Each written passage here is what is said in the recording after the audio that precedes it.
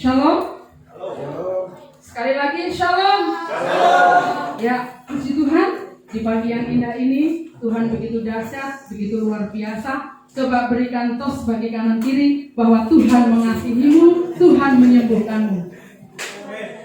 Ya, haleluya. Ya. Dan satu hal lagi, berikan tepuk sorak-sorai bagi kemuliaan Tuhan. Semangat. Karena jemaat GBI Rock ini jiwa muda semua. Tidak ada yang jiwa opa-oma. Jiwanya muda, semuda.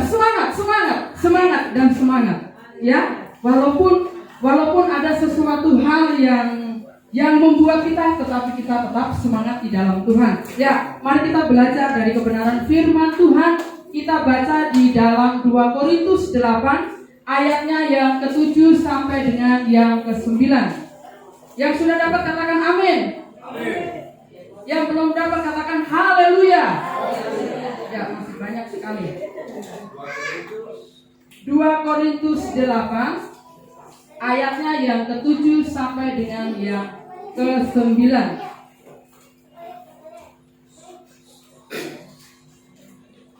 2 Korintus 8 ayatnya yang ke-7 sampai dengan ayatnya yang ke-9.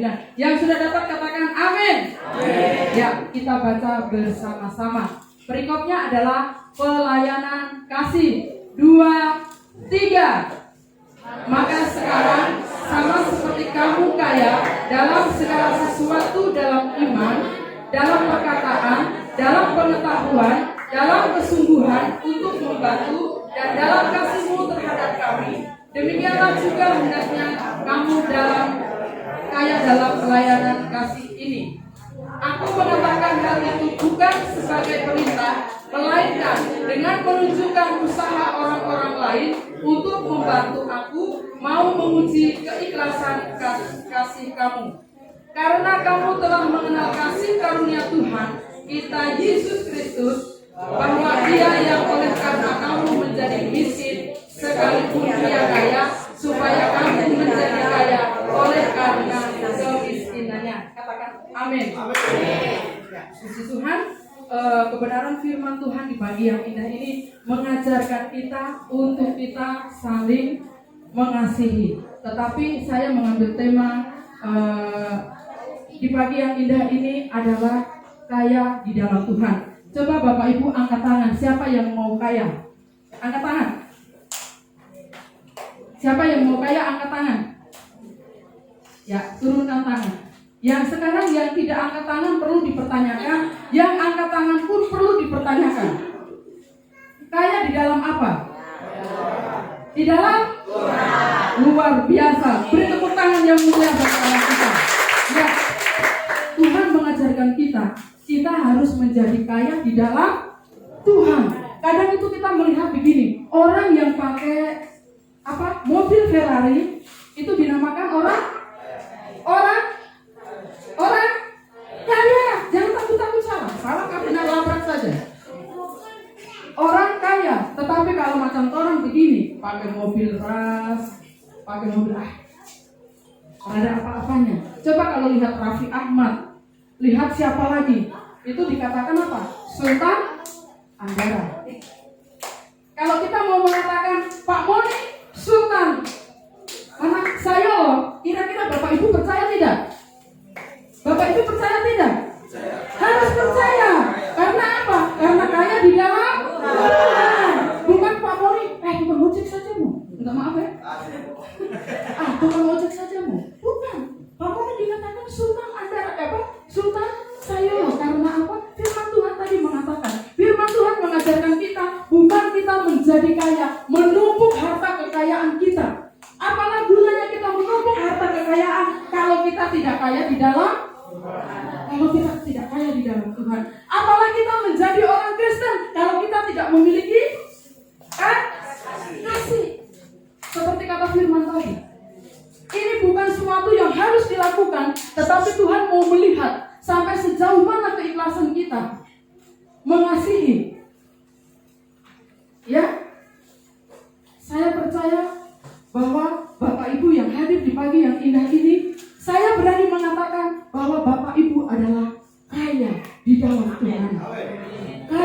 dalam Tuhan.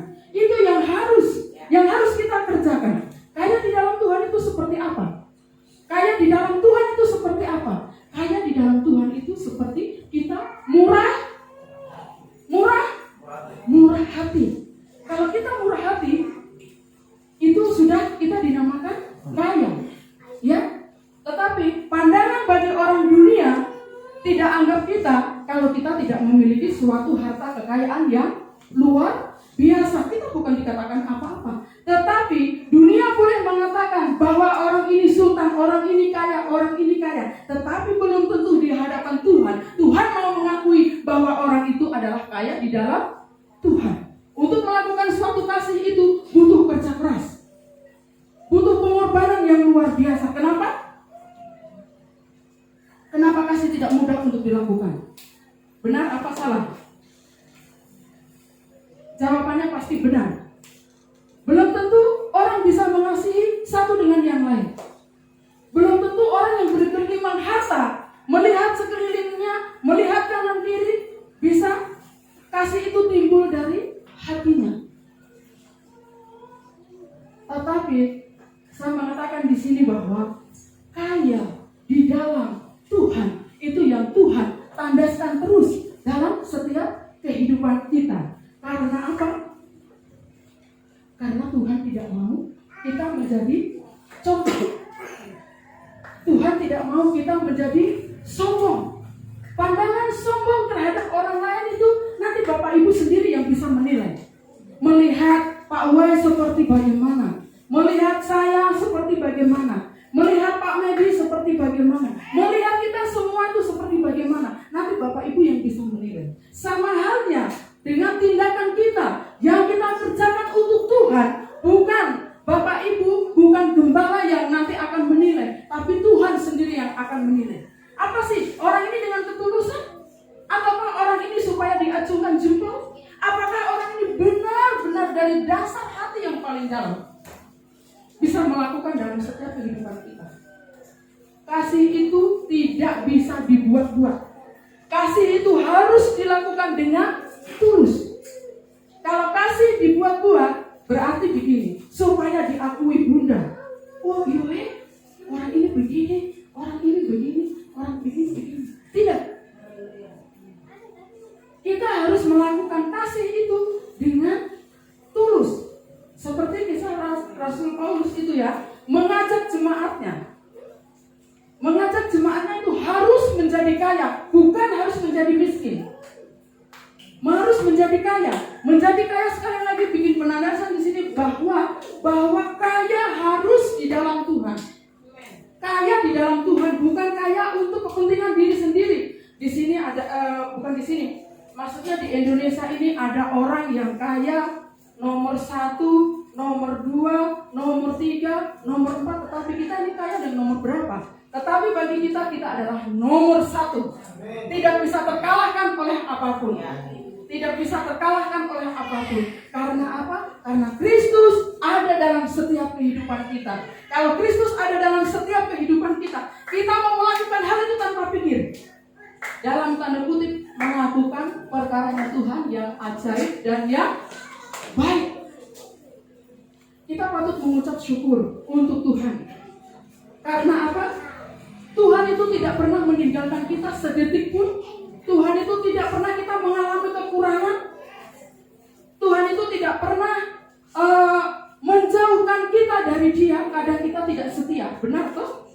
Kadang kita tidak setia kepada Tuhan, tapi Tuhan tetap setia kepada kita. Karena apa? Karena Tuhan terlebih dahulu mengasihi kita. Nah sekarang kalau Tuhan sudah mendahului mengasihi kita, apa sih yang harus kita kerjakan? Yang harus kita kerjakan adalah kita menjadi kaya di dalam Tuhan. Menjadi kaya di dalam Tuhan. Kasih itu tidak marah. Siapa yang di sini suka marah, angkat tangan. Haleluya. Kejujuran Ibu Gorola sangat luar biasa. Saya juga kadang marah kalau tidak berkenan. Tapi kalau saya marah, saya tidak banyak bicara.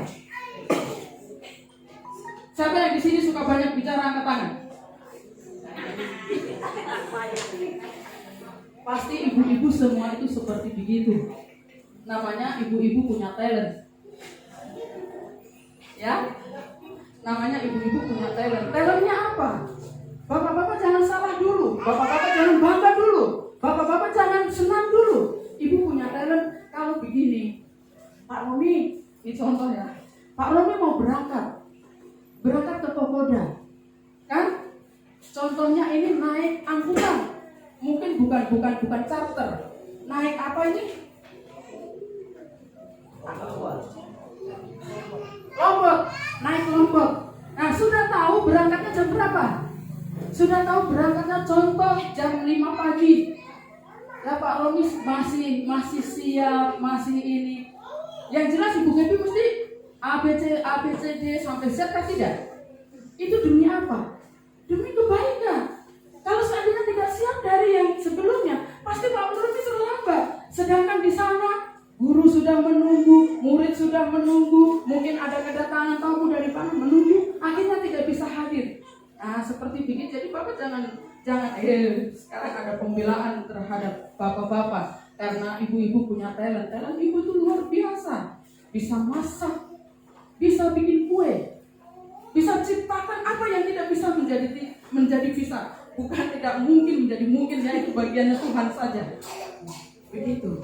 Jadi satu hal yang luar biasa. Rasul Paulus mengajak jemaatnya di Korintus itu untuk menjadi kaya, tetapi harus kaya di dalam Tuhan. Ya, menjadi kaya di dalam Tuhan, menjadi kaya di dalam iman. Bagaimana kita menjadi kaya tanpa memiliki iman? Bagaimana kita menjadi luar biasa tanpa memiliki iman? Karena dari iman situlah kita akhirnya percaya bahwa Tuhan kita itu ajaib, Tuhan kita itu sanggup, Tuhan kita itu luar biasa. Walaupun mungkin kita diberhadapkan dengan sesuatu yang tidak mengenakan, dengan sesuatu yang penuh tantangan, dengan sesuatu yang penuh lika-liku, tetapi iman kita percaya bahwa Tuhan sanggup memulihkan keadaan kami, bahwa Tuhan sanggup memulihkan situasi dan kondisi yang saat ini sedang kita jalani. Bagi Tuhan tidak ada perkara yang mustahil. Oleh sebab itu kita punya iman kepada Tuhan, kita percaya kepada Tuhan. Kalau saudara kita mempunyai iman yang begitu luar biasa, kita harus lebih dari mereka. Karena apa? Karena Tuhan yang kita sembah, Tuhan itu nyata, Tuhan itu real, Tuhan yang tidak pernah ada dalam setiap kehidupan. Mungkin kita tergeletak, langsung kita tergeletak terus ya. Tidak mungkin seperti begitu. Tetapi Tuhan penuh perkara, Tuhan penuh ajaib, Tuhan penuh luar biasa. Dengan menjadi kaya di dalam iman dan percaya, juga menjadi kaya di dalam anugerah dan pekerjaan baik, yakni perkataan, perbuatan, kesungguhan, dan kasih.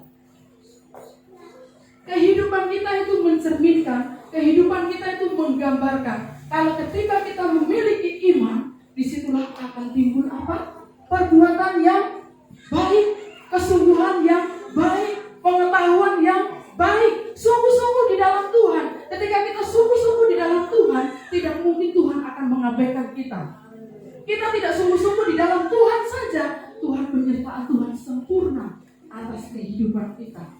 Penyertaan Tuhan itu sempurna atas kehidupan kita. Kadang iman kita mulai goncang, kadang iman kita mulai goyah, kadang iman kita tidak mulai terfokus untuk Tuhan. Disitulah Tuhan nyatakan kuasanya. Disitulah Tuhan menyatakan bahwa akulah keselamatan, akulah yang menjadi juru segala-galanya, akulah yang menjadi sumber pengharapan. Saya mau bersaksi sedikit. Setiap saya khotbah pasti ada kesaksian, karena saya mau menceritakan pekerjaan Tuhan itu luar biasa. Kemarin saya pergi ke Manokwari dengan Pak Wai.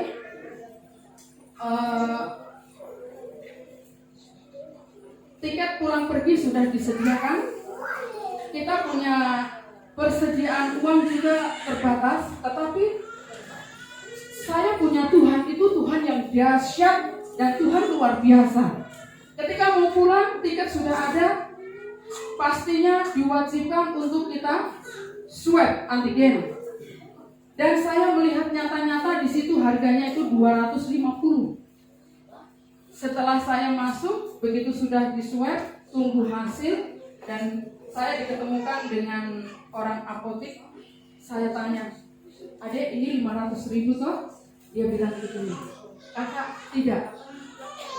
Terus saya tidak percaya. Saya tanya sampai 2 kali. Saya bilang, "Adek, ini 500.000 toh?" Karena ini 2 orang. Begini langsung adek di apotek itu dia ambil hasil. Dia bilang, "Kakak, ini kakak dua-dua hasilnya bagus ya, silahkan menikmati penerbangan." Tetapi saya bilang, "Saya sebutkan uang 500.000." Tetapi orang apotek ini dia bilang, "Tidak, kakak bawa saja." Beri tepuk tangan untuk Tuhan. Apa yang kita pikirkan belum tentu Tuhan pikirkan juga. Uang 500.000 ini kalau tadi nyemplung dibayar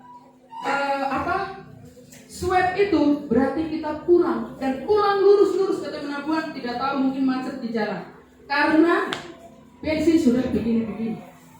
Tetapi oleh anugerah Tuhan bilang begini, Ferry dengan Aniko jalan saja, walaupun kau disuruh swab, tapi nanti swab itu ada suatu cara yang akan aku kerjakan, karena rancanganku bukanlah rancanganmu. Rancangan Tuhan itu mendatangkan sukacita, damai sejahtera, kebaikan yang harus kita nikmati di dalam Tuhan.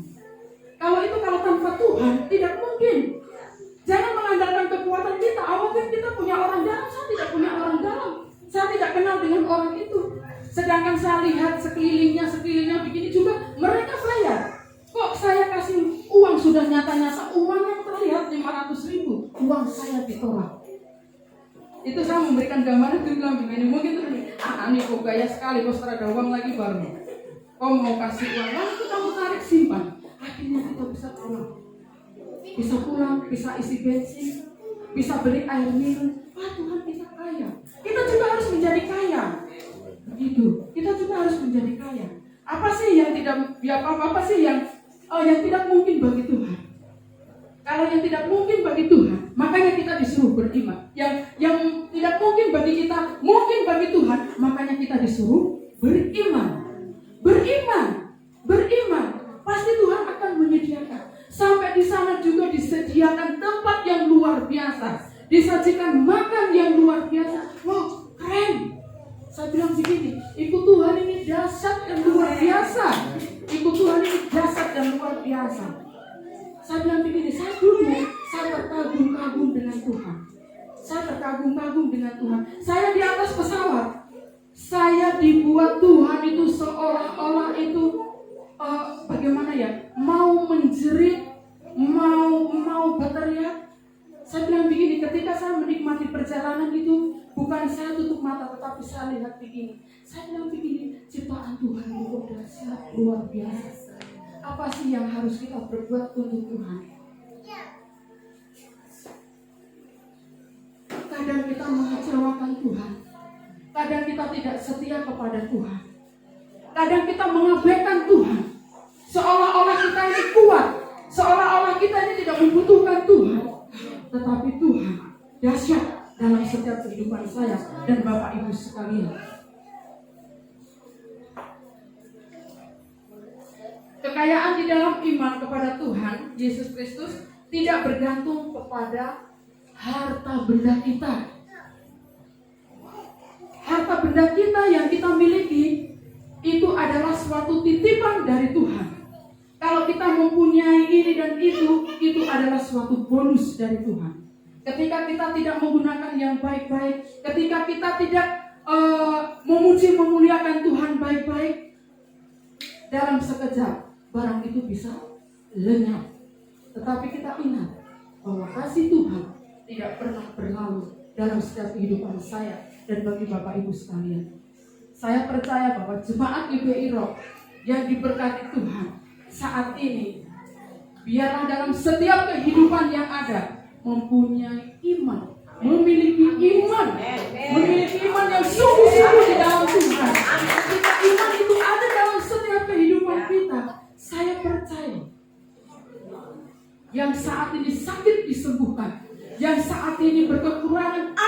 memberikan kelimpahan, yang saat ini mencari pekerjaan bersama ladang Tuhan akan dibuka. Karena kita memiliki iman di dalam Tuhan, memiliki pengharapan di dalam Tuhan, memiliki suatu kesungguhan di dalam Tuhan. Kalau yang tadi dibilang pengetahuan yang baik, suatu pekerjaan yang baik, dituntut harus memiliki iman percaya kepada Tuhan. Ya. Kadang begini. Kita memandang saudara kita melihat sekeliling kita melihat ke pekerjaan kita melihat kepada yang kita hadapi. Kadang namanya manusia itu bisa pilih-pilih. Tetapi yang namanya kasih itu tidak ada pilih-pilih. Mau berbuat kasih itu tidak menunggu kita berkelimpahan. Mau berbuat kasih itu kita tidak menunggu melihat di depan mata kita. Siapa yang saya hadapi ini? Kalau yang saya hadapi orang seperti, oh iya Pak, begini. Tetapi kalau orang yang kita hadapi mungkin orangnya kecil, mungkin orangnya tinggalnya seperti bagaimana, yang seperti begini tidak. Tetapi kasih dituntut. Terus kita memilih kasih, bukan dituntut harta kita berkelimpahan, bukan dituntut harta kita berlimpah-limpah. Mungkin kita bisa kelebihan. Justru kita dituntut di dalam kekurangan. Apakah kita bisa melakukan hal kasih itu terjadi dalam kehidupan saya dan Bapak Ibu sekalian? Kasih itu tidak harus materi. Ya, kasih itu tidak harus berupa makanan. Kasih itu tidak harus berupa pakaian. Kasih itu tidak harus berupa yang lain. Saling menegur sapa itu dinamakan juga kasih. Coba kalau saya ketemu dengan Mama Agnes, kakak, begitu, itu kasih kan tidak? Coba kalau sudah ditegur, Papa nih, hai bro, hai Bray, begitu, itu kan namanya kasih. Jadi kita itu harus punya ciri khas. Ciri khas kita itu seperti apa? Ciri khas kita di dalam pelayanan, di dalam berjemaat, di dalam kekristenan itu seperti apa? Kita harus mempunyai ciri khas. Pasti satu-satu di dalam jemaat kita sudah memiliki ciri khas. Pasti, saya pastikan itu. Ada yang hobinya memberkati, ada yang hobinya mendoakan, ada yang hobinya pokoknya apa saja. Itu di dalam jemaat GBI Rock ini pasti sudah ada ciri-ciri itu yang tertanam dalam kehidupan saya dan Bapak Ibu sekalian. Karena Tuhan maunya itu seperti begitu. Jadi di dalam berjemaat itu bukan kita mementingkan diri kita sendiri, bukan mementingkan diri sendiri, tetapi kita juga harus melihat bagaimana sih jemaat kita. Apakah butuh topangan? Apakah butuh bantuan? Yang tadi saya sudah katakan, bantuan itu bukan hanya materi saja. Bantuan itu apa saja yang kita bisa bantu. Karena firman Tuhan harus melakukan itu. Karena tadi bilang apa? Bapak kita itu menguji kita. Apakah keikhlasan kita itu sungguh-sungguh yang kita tanamkan itu? Apakah kita cari untuk diakui? Apakah kita cari untuk diakui supaya kita keluar ke sana? Oh iya ya, nama kita dibawa ke sana. Tidak. Berarti ketika kita dipanggil, kita sudah tidak ada apa-apanya. Karena apa? Karena kita sudah mendapatkan di dunia. Kan kita maunya cari diakui. Ya sudah tuh. Kalau sudah dapat di dunia diakui, ya sudah. Begitu. Kita sudah tidak mendapatkan yang di sana.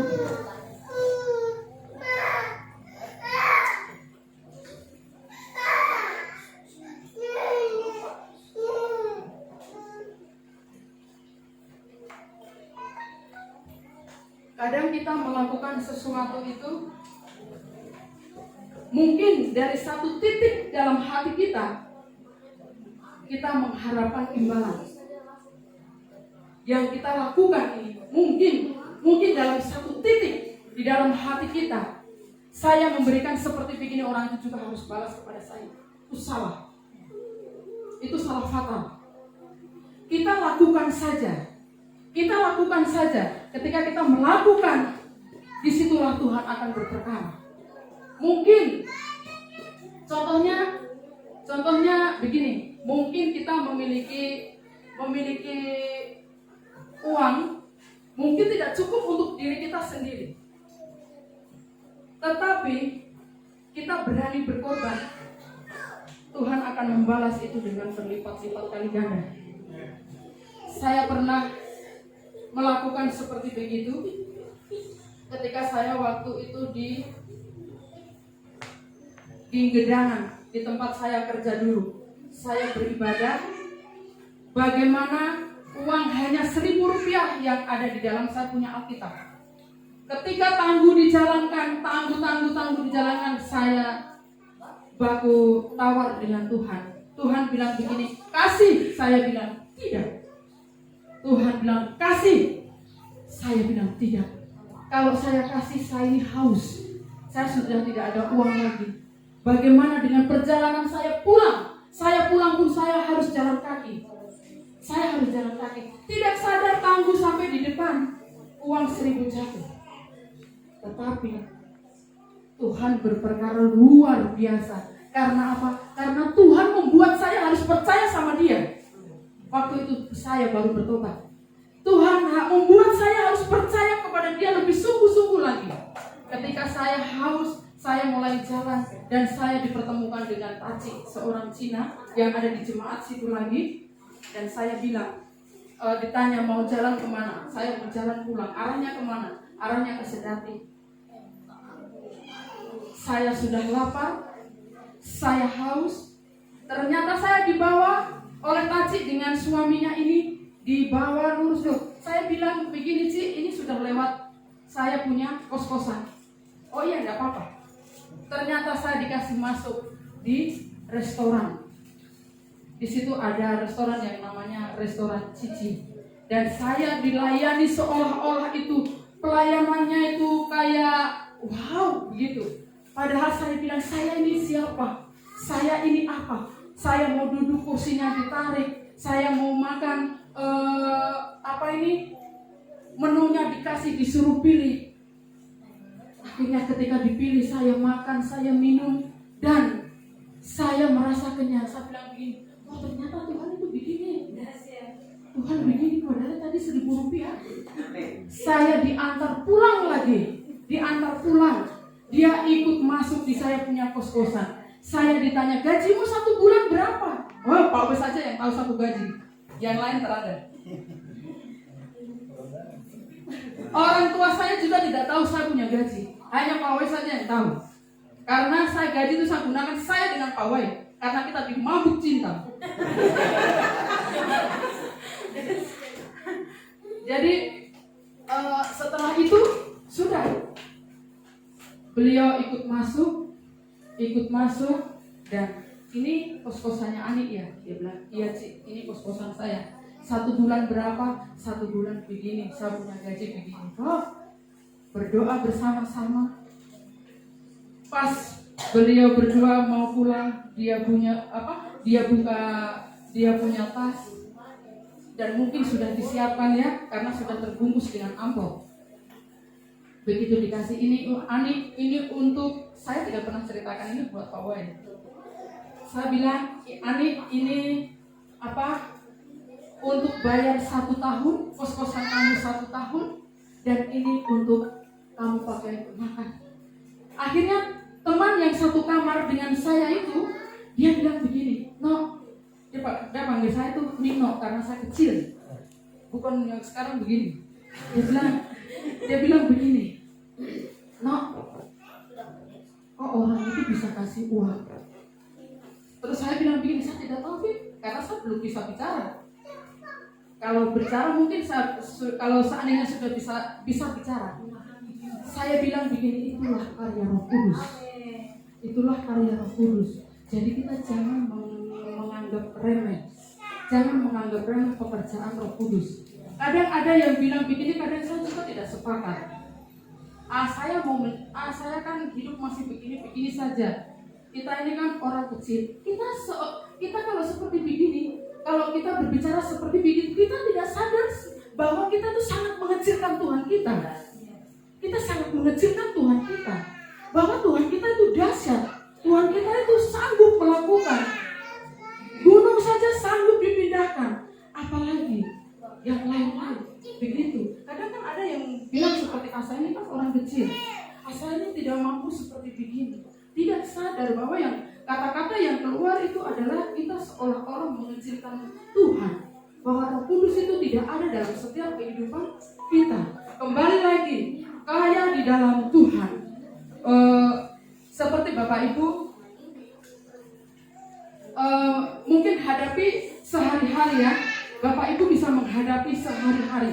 Bagaimana sih kalau dikatakan orang kaya? Bagaimana dikatakan orang miskin? Lebih baik kita miskin di hadapan Tuhan daripada kita kaya tetapi hanya kaya duniawi saja. Miskin di dalam Tuhan dianggap oleh Tuhan. Dalam artian apa? Miskinnya itu hanya miskin yang berbau dunia saja. Tapi kayanya itu apa? Kayanya itu yang berbau kemurahan dari Tuhan. Itu yang harus kita kerjakan dalam setiap kehidupan kita. Saya yakin dan percaya bahwa Bapak Ibu, saya sudah berbicara tadi ya, saya sudah katakan bahwa Bapak Ibu yang ada di jemaat ini mulai dari mana ini? Kalikoah ya. Mulai dari Koah sampai di kampung A, pasti Bapak Ibu sudah mempunyai ciri-ciri sendiri untuk melakukan segala sesuatu. Dan antara saya dengan Ibu Gaby, pasti ciri saya tidak sama. Hobinya Ibu Gaby itu seperti apa terhadap jemaat? Hobinya Ibu Gaby itu kepada Tuhan itu seperti apa? Kita tidak tahu. Tetapi ciri-ciri yang kita kerjakan dengan sendirinya, oh iya, oh melakukan seperti begini. Oh ada hal yang kalau ada yang terbaik, kalau ada yang bagus, kalau ada yang mungkin kita tidak pernah seperti begitu, kita harus mencontoh. Kita ambil dari sisi baiknya. Tetapi di sini saya acungkan jempol karena apa? Karena kebersamaan yang luar biasa yang sudah diterapkan dalam kehidupan berjemaat. Walaupun kita masih bisa dihitung dengan jari ya, tetapi rasa kebersamaan, rasa saling menyapa satu dengan yang lain itu sudah kental. Karena begini, rasa kekeluargaan itu juga utama dalam hidup kita. Kemarin hari apa itu saya dikunjungi Ibu Gaby dengan Pak Romi. Ibu Gaby bilang, nanti sebentar saja, jangan lama-lama. Tetapi tidak bisa, karena apa? Karena rasa kekeluargaan itu, rasa kebersamaan itu, saling mengasihi satu dengan yang lain itu. Coba kalau tidak ada kasih, tidak ada kebersamaan, tidak ada begini, pasti shalom, selamat malam, Ibu Wedi tak pulang. Ya. Kalau Pak Moni waktu setengah jam, tapi bisa 2 jam. Karena itu ada rasa kekeluargaan. Itu juga Tuhan juga mau seperti begitu, karena itu adalah persekutuan. Begitu, karena itu persekutuan. Mungkin ada satu hal yang mungkin tadinya saya mungkin tidak bisa, mungkin lemah, mungkin ini lewat yang tadi datang harus seperti begini. Mungkin diseringan kembali, kaya di dalam Tuhan itu seperti apa? Oh, kaya di dalam Tuhan itu harus seperti begini, harus seperti begini. Mungkin cara penjabarannya mungkin salah, mungkin harus seperti begini, harus. Jadi kita saling sharing. Kembali lagi kita saling mengasihi. Ya, coba kita buka kembali di ayat yang tadi ya.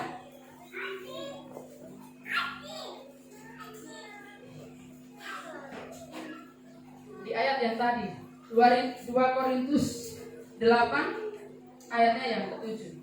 Maka sekarang sama seperti kamu, kaya dalam segala sesuatu, dalam iman, dalam perkataan, dalam pengetahuan, dalam kesungguhan, untuk membantu dan dalam kasihmu terhadap kami. Demikianlah juga hendaknya kamu kaya dalam pelayanan kasih.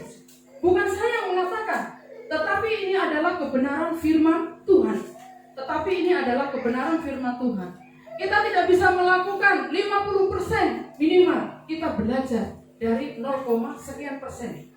Kita tidak bisa melakukan yang tinggi, mungkin yang besar, mungkin yang ini. Kita minimal melakukan yang dari kecil.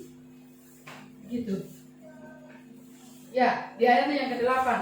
Aku mengatakan hal itu bukan sebagai perintah, melainkan dengan menunjukkan usaha orang-orang lain untuk membantu. Aku mau menguji keikhlasan kasih kamu. Apakah setelah dikasih kita ngedumel? Apakah setelah dikasih kita mungu mama? Kalau orang ayam mau bilang mungu mama itu bicara kecil-kecil. Begitu. Kan tidak. Biar kita kasih lepas dan akhirnya menjadi berkat.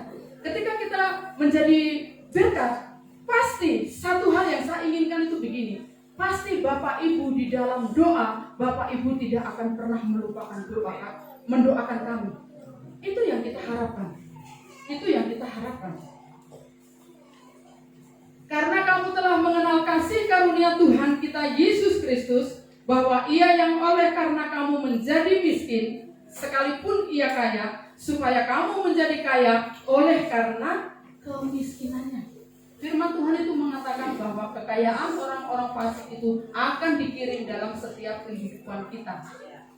Kekayaan orang fasik. Saya bilang begini, kalau kekayaan orang-orang fasik itu mungkin begini ya, ada salah satu orang yang punya berkat yang besar-besar itu, kita tidak sadar bahwa berkatnya itu dialirkan dalam setiap kehidupan kita.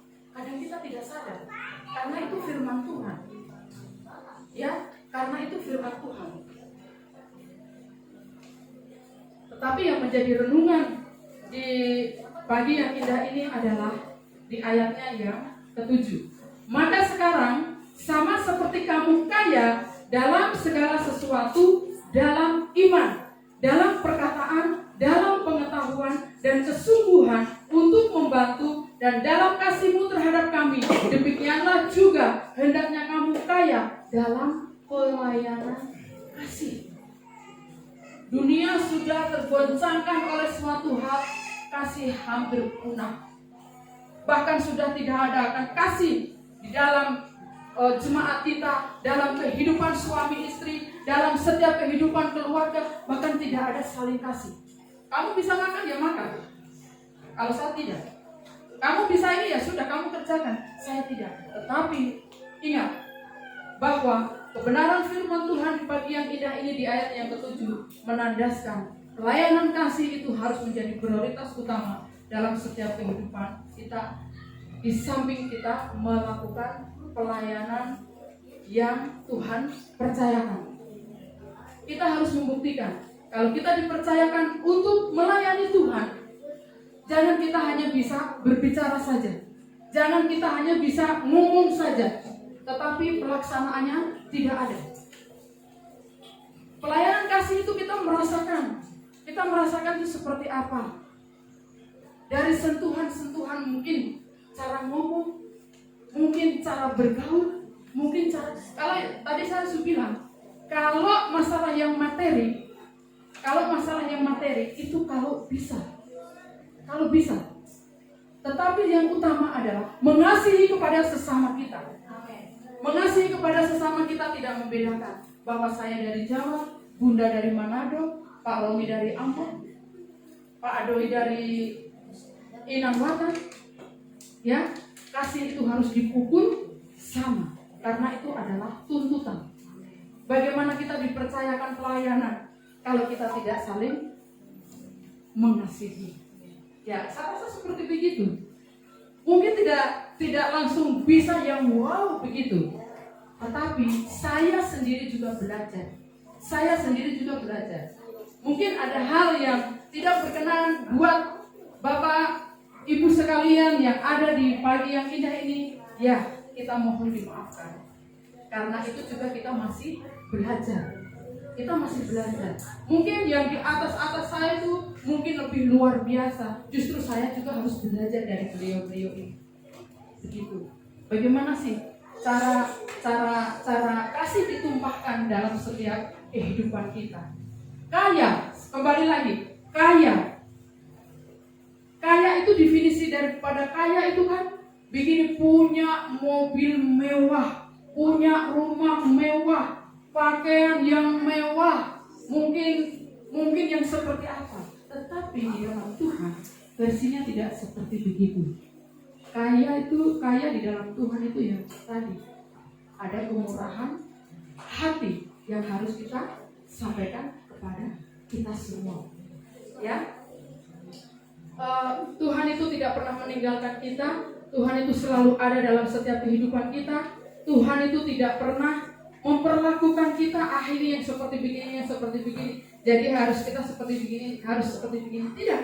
Situasi, kondisi, tantangan, ujian, cobaan itu kita semua harus menghadapi seperti itu. Supaya apa? Supaya iman kita semakin tumbuh. Supaya iman kita semakin percaya bahwa Tuhan itu sanggup memulihkan keadaan kita. Keadaan kita itu seperti apa? Mungkin keadaan kita diperhadapkan dengan hal-hal yang tidak mengenakan. Mungkin kehidupan kita diperhadapkan dengan hal-hal yang sangat mengganggu pikiran kita. Tetapi Tuhan akan menyanggupi yang terbaik demi kemuliaan namanya. Ya, mungkin itu saja yang bisa saya sampaikan. Saya minta dengan kasih Kristus, Bapak Adoi membawa kita di dalam doa.